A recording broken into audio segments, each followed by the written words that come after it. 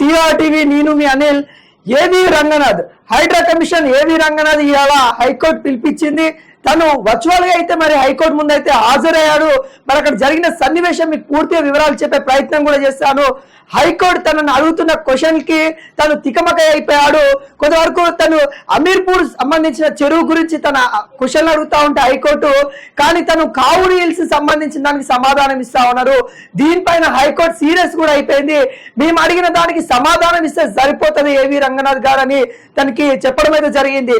ఏదైతే అమీర్పూర్ సంబంధించిన ఒక హాస్పిటల్, ఏదైతే రషీద్ అనే వ్యక్తికి సంబంధించిన హాస్పిటల్ ఉందో దాని మీద కోర్టు స్టే ఉన్న తర్వాత కూడా ఏ విధంగా కూల్చేస్తారు అని ఏవి రంగనాథ్ అడిగింది. ఏవి రంగనాథ్ చెప్పే సమాధానం ఏంటంటే అది మేము కూల్చేయలేదు, దానికి మాకు ఏం సంబంధం లేదన్న కూడా చెప్తున్నారు. మరి మీరు కూల్చేయకుండా మరి అక్కడ హైడ్రా అధికారులు వచ్చి కూల్చేశారని చెప్తా ఉన్నాను. మరి మీరే కాదని మీరు ఈ విధంగా సమాధానం ఎలా చెప్తారు? అక్కడ ఒక హాస్పిటల్ ఉంది, అక్కడ హాస్పిటల్ అంటే కొంతవరకు ప్రజలకు సంబంధించి కొంతవరకు వైద్యం అందిస్తే ఆ చుట్టుపక్కల ఏవి హాస్పిటల్ కూడా లేవు. అక్కడ ఉన్న హాస్పిటల్ మీద ఏ విధంగా కూల్చేస్తారు, మరి ఆదివారం ఏ విధంగా కూల్చేస్తారని కూడా ఏవి రంగనాథ్ మీద హైకోర్టు సీరియస్ అయింది. కానీ తను చెప్పే సమాధానాలు ఎలా ఉన్నాయంటే ఇక్కడ అక్రమాలు చేశారు, అక్రమ కట్టడాలు కట్టారు, అక్కడ చెరువు ఉంది, చెరువు దగ్గర అక్రమ కట్టడాలు కట్టారు అని చెప్తున్న సమాధానం.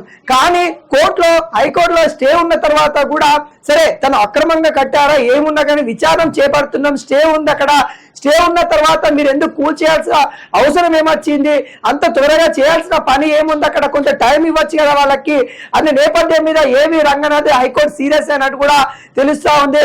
ఎవరైతే అక్రమ కట్టడాల పేరిట మరి నిరుపేదలని రోడ్డు మీద పడేస్తే ఊరుకోము, చెర్లపల్లి జైలుకి పంపిస్తామని ఏవి రంగనాథ్ కానీ లేకుంటే ఎవరైతే జిహెచ్ఎంసీ అధికారులకు కానీ హైకోర్టు చెప్పింది.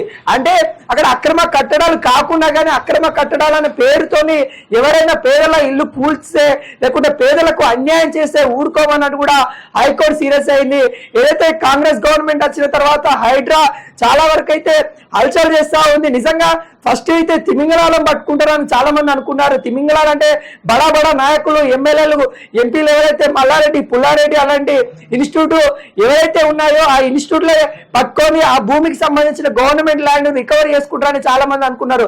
కానీ తర్వాత వస్తున్న నేపథ్యం ఏంటంటే పేదల ఇళ్ల మీద పడడం ఇది కరెక్ట్ కాదు, వాళ్ళకు కొంత టైం ఇవ్వండి, విచారణ చేయండి, తర్వాత వాళ్ళకు కొద్ది టైం ఇచ్చిన తర్వాత అక్కడ ఏది కరెక్ట్ ఏది రాంగ్ అనే తర్వాత మీరు కూల్ చేయండి.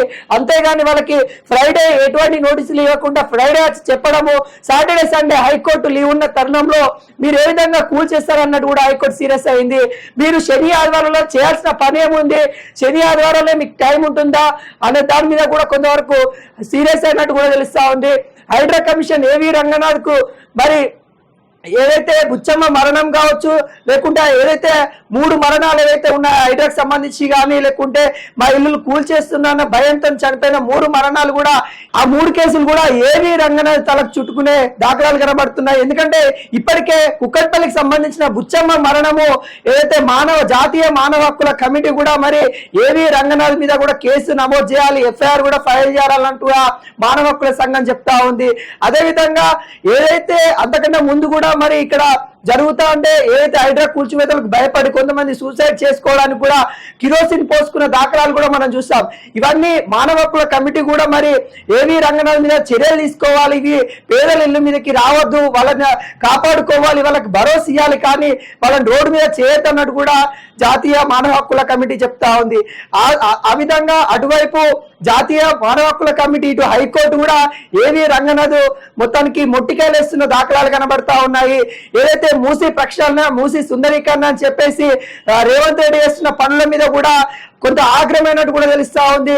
మరి మీకు వాళ్ళకి ఎటువంటి నోటీసులు ఇవ్వకుండా, ఎటువంటి టేపు పెట్టకుండా, ఎటువంటి కొలతలు తీసుకోకుండా ఏదైతే డ్రోన్ తో ఏ విధంగా మీరు కొలతలు తీసుకుంటా ఉంటారో అలా నిజాలు ఎంతవరకు ఉన్నాయి, మీరు నిజంగా అక్కడ గ్రౌండ్ లెవెల్కి వెళ్ళి వర్క్ చేయండి.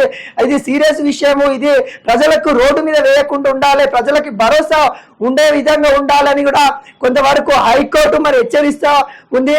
ఏదైతే రేవంత్ రెడ్డి గవర్నమెంట్ కూడా కొంత మొట్టికాయలేసిన దాఖలాలు కనబడతా ఉన్నది, ఇది చేసేది తప్పు, మీరు వివరణ ఇవ్వాలన్నట్టు కూడా ఏదైతే అక్టోబర్ 8వ తారీఖు వాయిదేశారు ఈ కేసు కూడా అక్టోబర్ 8న మరి సీఎం రేవంత్ రెడ్డితోని సమావేశం అయిన తర్వాత అక్టోబర్ 8 ఏవి రంగనాథ్ మరి హైకోర్టు ముందు మళ్ళీ వెళ్లే దాఖలాలు కనబడతా ఉన్నాయి. ఎందుకంటే ఇక్కడ చేయమంది పని మొత్తం ఏవి రంగనాథ్ అప్పగించింది మొత్తం సీఎం రేవంత్ రెడ్డి కాబట్టి మరి వాళ్ళిద్దరూ ఒకసారి సమావేశం అవ్వాలన్నట్టు కూడా ఏవి రంగనాథ్ చెప్తా ఉన్నారు. వాళ్ళు సమావేశం అయ్యి నిజంగానే మరి దీంట్లో ఎవరికైనా పేదలకి అన్యాయం జరిగేది ఉంటే గవర్నమెంట్ ఆదుకుంటది, లేకుంటే వాళ్ళకి అన్యాయం జరగకుండా చూస్తాము అన్నట్టు కూడా ఏవి రంగనాథ్ కోర్టుకు తెలియజేసినట్టు కూడా తెలుస్తా ఉంది. ఇక కొంతవరకు ఏవి రంగనాథ్ కూడా బాధపడతా ఉన్నారు. ఆ విషయాలు కూడా క్లియర్ గా మనకు తెలుస్తా ఉన్నాయి. ఏవి రంగనాథ్ ఇక సీఎం ను కూడా కలవబోతున్నట్టు కూడా తెలుస్తా ఉంది.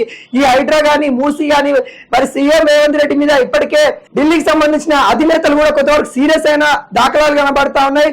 సో దీని మీద కొంతవరకు ఇప్పటికే హైడ్రా ఆపేశారు. హైడ్రా ఆపేసి కొంతవరకు అయితే మరి హైడ్రా వేగం కూడా ఆగిపోయినట్టు కూడా తెలిసింది, బ్రేకులు పడ్డట్టు కూడా తెలుస్తా ఉంది.